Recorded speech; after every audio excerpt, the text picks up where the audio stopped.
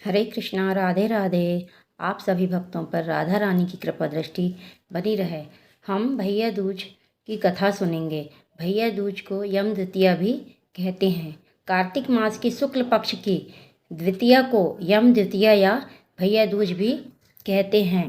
इस दिन बहनें अपने भाइयों की लंबी आयु, सुख और समृद्धि की कामना करती हैं और उन्हें तिलक लगाती हैं। यह दीपावली के बाद मनाया जाने वाला एक हिंदू पर्व है और इसे यम द्वितीया के नाम से भी जाना जाता है। इस दिन बहनें बैरी पूजन करती हैं और भाइयों के स्वस्थ तथा दीर्घायु होने की मंगल कामना कर उन्हें टीका लगाती हैं। इस दिन भाइयों को तेल मलकर गंगा यमुना में स्नान करना चाहिए। यदि गंगा यमुना में ना नहाया जा सके तो भाई को बहन के घर नहाना चाहिए। भाई को भोजन करवाकर तिलक लगाकर नारियल देना चाहिए। यदि बहन अपने हाथ से भाई को भोजन कराए तो भाई की उम्र बढ़ती है और उसके जीवन के कष्ट दूर होते हैं। इस दिन बहनों को चाहिए कि भोजन में भाइयों को चावल खिलाएं। इस दिन बहन के घर भोजन करने का विशेष महत्व है। बहन चचेरी, ममेरी अथवा धर्म की कोई भी हो सकती है। भाई भोजनादि के बाद बहनों को उपहार स्वरूप वस्त्र, आभूषण तथा धन आदि देते हैं। इस दिन यमराज तथा यमुना जी के पूजन का विशेष महत्व है।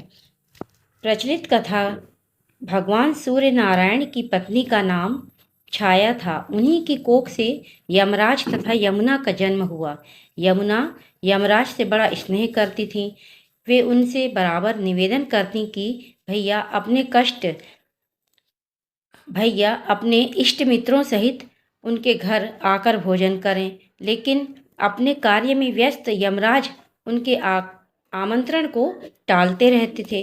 कार्तिक मास का शुक्ल पक्ष दिन आया। यमुना ने उस दिन यमराज को भोजन का निमंत्रण देकर उन्हें अपने घर आने के लिए वचनबद्ध कर लिया। यमराज ने सोचा, मैं तो प्राणों को हरने वाला हूँ, मुझे कोई भी अपने घर नहीं बुलाना चाहता।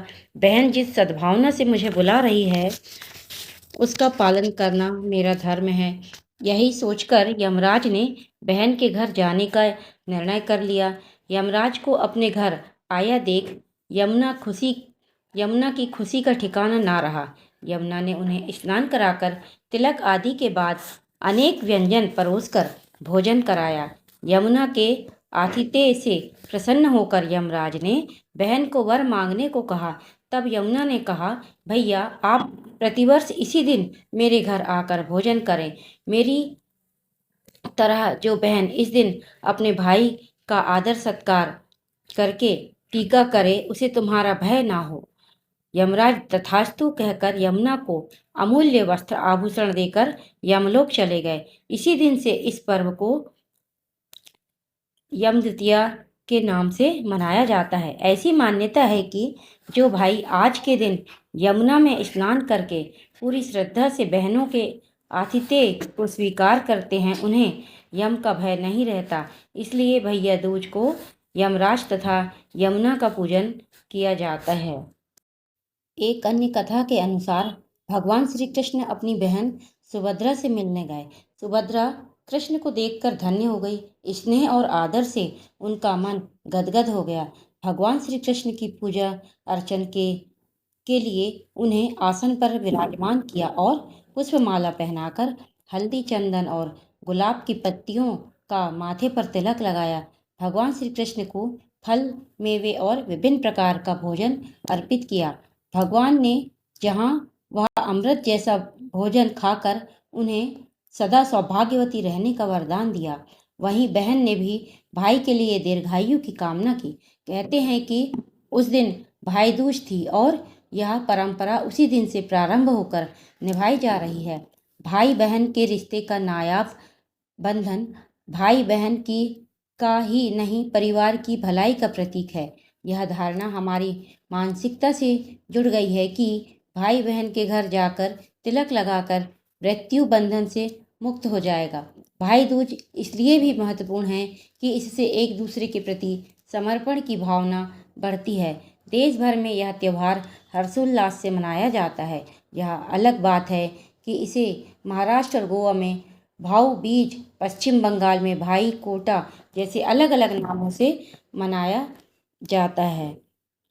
हिंदू पंचांग के अनुसार इस साल द्वितीय तिथि की शुरुआत 22 अक्टूबर 2025 को रात 8:16 पर होगी। इसके साथ ही इसका समापन 23 अक्टूबर 2025 को रात 10:46 तक होगा।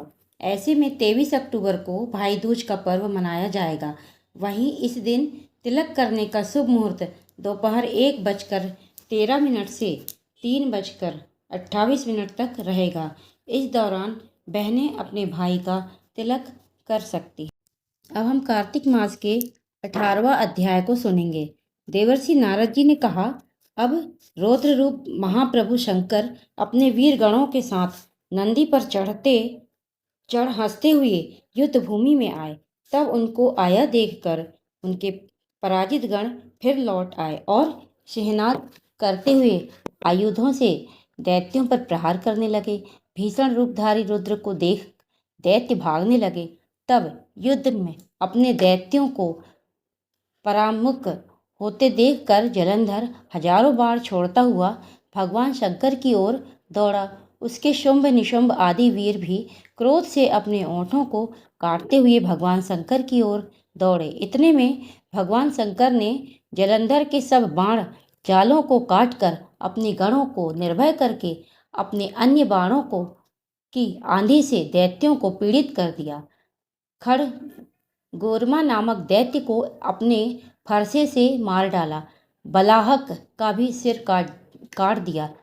धसमर भी मारा गया और शिवगण चिसिखा ने प्रचंड नामक दैत्य का सिर काट डाला। किसी को शिवजी के बैल ने मारा और कई उनके बाणों द्वारा मारे गए। यह देखकर जलंधर अपने शुंभ आदि दैत्यों को धिक्कारने लगा और भयभीतों को धैर्य देने लगा। पर किसी प्रकार भी भयग्रस्त दैत्य दोबारा युद्ध भूमि में आने को तैयार न हुए। दैत्य सेना ने पलायन किया तथा महाक्रुद्ध जलंधर शिवजी को अपनी ओर ललकारने लगा। साथ ही उसने 70 बाण मारकर शिवजी को दग्ध कर दिया तथा और भी बहुत से बाणों का प्रहार किया। शिवजी उसके बाणों को काटते रहे, यहाँ तक कि उन्होंने जलंधर की ध्वजा, छत्र और धनुष को भी काट दिया। फिर 7 बाण मारकर उसके शरीर में आघात पहुंचाया। धनुष के कट जाने से जलंधर ने एक प्रचंड बाण मारकर उसकी गदा के टुकड़े टुकड़े कर दिए। तब उसने समझा कि यह मुझसे अधिक बलवान है, अतएव उसने गंधर्वी माया उत्पन्न कर दी। अनेक गंधर्व और अप्सराओं के गण उत्पन्न हो गए। वीणा और मृदंग आदि बाजों के साथ नृत्य गान होने लगे। इससे अपने गणों सहित रुद्र भी मोहित हो गए। उन्होंने युद्ध बंद कर दिया। फिर तो काम मोहित जलंधर बड़ी शीघ्रता से त्रिनेत्र भगवान शंकर का रूप धारण करके वृषभ पर बैठकर पार्वती के पास जा पहुंचा। उधर जब पार्वती ने अपने पति को आते देखा तो उसने सखियों का साथ त्याग दिया और आगे आई। पार्वती को देखकर कामातुर जलंधर का वीर्य पतन हो गया और उसके पतन से वह जड़ भी हो गया। गौरी ने उसे दानव समझा। वह अंतर्धान होकर उत्तर की ओर मानस पर चली गई। तब वहां पार्वती को न देखकर जलंधर फिर शिव जी की ओर लौटा। उधर पार्वती जी ने भगवान विष्णु को बुलाकर दैत्य धन का वह कृत्य कहाँ और यह प्रश्न किया कि आप इससे अवगत हैं। भगवान विष्णु ने हाथ जोड़कर और सिर नवाकर उत्तर दिया, आपकी कृपा से मुझे सब कुछ ज्ञात है। हे माता, जो आज्ञा हो पालन करो। जगत माता ने विष्णु जी से कहा, उस दैत्य ने जो मार्ग खोला है उसका अनुसरण उचित है। मैं तुम्हें आज्ञा देती हूँ कि तुम जाकर उसकी स्त्री का पतिव्रत भ्रष्ट करो। वह दैत्य तभी मरेगा। पार्वती जी की यह आज्ञा पाते ही भगवान विष्णु उसको सिरोधार्य कर छल करने के लिए जलंधर के नगर की ओर गए। हरे कृष्णा, राधे राधे। आगे की कथा हम अगले अध्याय में सुनेंगे। हरे कृष्णा, राधे राधे।